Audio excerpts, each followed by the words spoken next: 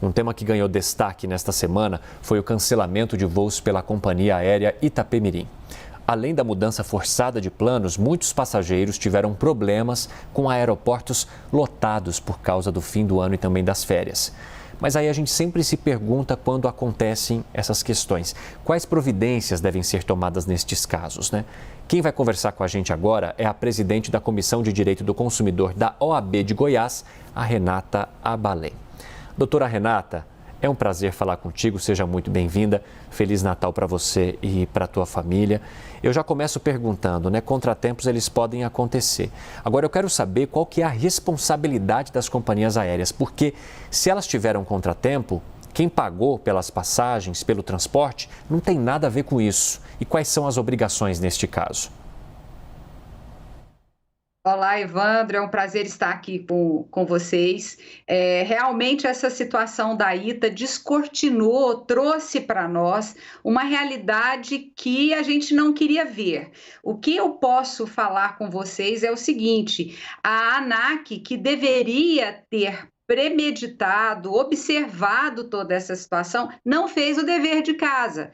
A ITA tem, no caso específico, tem 6 meses de funcionamento só, é oriunda de um grupo econômico que está em recuperação judicial, é uma empresa que desde os primeiros momentos de operação já apresentava problemas como venda excessiva de passagens sem que conseguisse atender essas passagens, e aí morre numa sexta-feira, véspera de Natal, numa época cara para nós brasileiros, porque depois de tanto tempo longe dos nossos queridos, nós estamos querendo reencontrar as pessoas, e eu sempre falo que um planejamento de viagem não é só quando você está no aeroporto e o voo não acontece. Esse planejamento ele vem antes, é uma dor do consumidor, ele se desloca, ele faz tudo para chegar até lá, ele faz planejamento e aí o planejamento dele é frustrado com uma situação dessa. Então, o que eu penso é que a ANAC deveria ter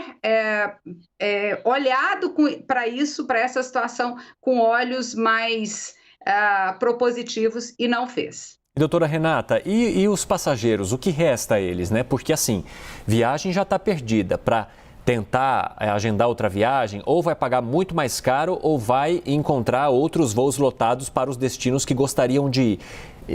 O que sobra para essas pessoas? Essa palavra que você usou é uma palavra muito interessante. O que resta para o passageiro? Bom, o consumidor está no aeroporto, teve o voo cancelado, a empresa, no caso da ITA, não vai operar mais, não está operando e não tem previsão que aconteça nas próximas horas. O que o consumidor tem a fazer? Ele tem que comprar uma outra passagem de uma outra companhia, porque a ITA, no que aconteceu nos aeroportos, ela não realocou esse consumidor. Então, ela deixou esse consumidor a ver navios. Se o consumidor quiser continuar a viagem ou inaugurar a viagem, ele vai ter que fazer isso às suas próprias expensas. E depois se municiar de toda essa documentação e, infelizmente, vai ter que passar pelo percurso da ação judicial para tentar reaver o valor que pagou e uma compensação moral por todo esse transtorno. Infelizmente, é isso que acontece. Bom, no caso de outra companhia aérea que não encerrou as atividades ou que não suspendeu as atividades.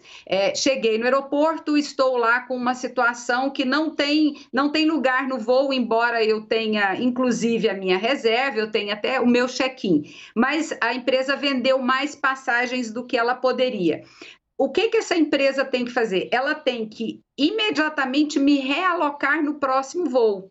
Ou no voo que é o mais comum, no próximo voo da companhia, ou em outros voos de companhias que vão atender aquele percurso que eu pretendo fazer. Isso não acontecendo, a companhia pode, em alguns casos, me fazer chegar até o meu destino. Ela tem que me fazer chegar, mas isso é tese, teoria e legislação, né? Porque ela vai me colocar, se eu saio de Goiás e vou para São Paulo, são 1.000 quilômetros, aí ela teria que me colocar num ônibus, numa van, num táxi. Isso vai me fazer perder meio dia de programação. Então, no caso, a companhia ela tem que realocar. Não fazendo isso, cabe ao passageiro, no momento posterior, buscar os seus direitos. Infelizmente, não existe nada que se possa fazer imediatamente. Infelizmente. Doutora Renata, baseado na sua experiência, né, atuando nesse setor também, e falando dos direitos das pessoas que precisam viajar, uma ação judicial, principalmente contra uma empresa que está em recuperação judicial, né, que já não está muito bem das pernas. Essa ação, ela pode custar anos de espera, né? Não é criando um ambiente pessimista, mas já preparando as pessoas que queiram tentar o seu direito. Evandro, você já sabe muito bem como é que é esse percurso aí. As ações judiciais, elas demoram bastante. Uma ação judicial nesse nível, se for uma questão simples, uma questão só de ressarcimento e uma indenização pelo transtorno, se for um transtorno simples, o consumidor vai tratar isso num juizado de pequenas causas que tem de ser mais rápido, embora o que nós sabemos é que a ITA, CNPJ, ITA, Companhia Aérea, não está em recuperação judicial, mas o grupo econômico está com milhões de dívidas, então nós não sabemos como é que essas dívidas, se essas dívidas vão refletir e até onde elas refletem. Bom, se for um transtorno, se eu perdi meu casamento, se eu perdi um velório, se eu perdi uma data extremamente importante para mim, não é uma simples compensação moral, é uma compensação moral que eu posso deixar a critério de um juiz avaliar o tamanho da minha perda. Então, aí é um juiz que avalia e pode ser que essa ação ela não vá para um juizado especial, pode ser que ela vá para um juizado comum que tende a demorar muito mais. Nós não estamos falando em menos de um ano, infelizmente. Doutora Renata, só para a gente finalizar, a senhora falou de uma postura mais propositiva da ANAC. O que eu percebo muitas vezes, até nas viagens que eu fiz, ou conversando com as pessoas que viajam de avião, né, é que a impressão que dá é que as empresas estão fazendo um favor para o consumidor e que ele não estaria pagando por isso, né? Então, muitas vezes, a impressão que dá é que você não é cliente, que você não está pagando. E uma empresa ela tem que tratar muito bem os clientes dela, porque são os clientes que a mantêm. Né? Então, assim, falta também uma regulação que coloque as empresas no lugar delas e que coloque os clientes no lugar também que eles merecem estar? Olha, nós até temos uma legislação, nós temos legislação normativa mesmo e nós temos os regulamentos, mas o que a gente vê é uma ausência de firmeza, eu falo firmeza, porque tudo que você descreveu aí é o que nós sentimos, é como se como se a gente não tivesse dignidade de consumidor, como se se os fornecedores não nos respeitassem. Veja, uma passagem aérea não é barato.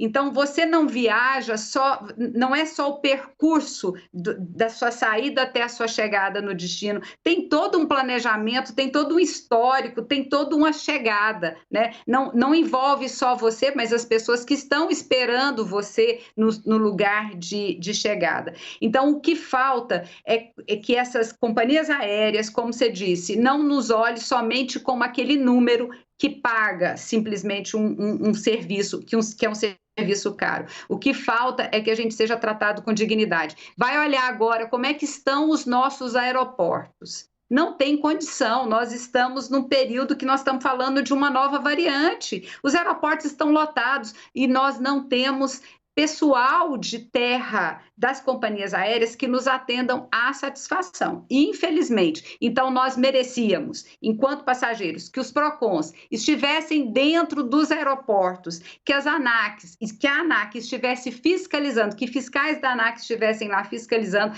para que desse ao brasileiro, que passou um momento terrível na nossa história, 1 ano e meio de dor, nós passamos dor, que nós estivéssemos aí pelo menos garantido o nosso direito de dignidade, de valorização do dinheiro que nós pagamos, né? Porque nós compramos e pagamos. Renata Abalém, que é presidente da Comissão de Direito do Consumidor da OAB de Goiás, muito obrigado pelas informações, muito obrigado por participar com a gente. Um Feliz Natal para ti. Obrigada, Evandro. Um Feliz Natal para todos. Até mais. Até.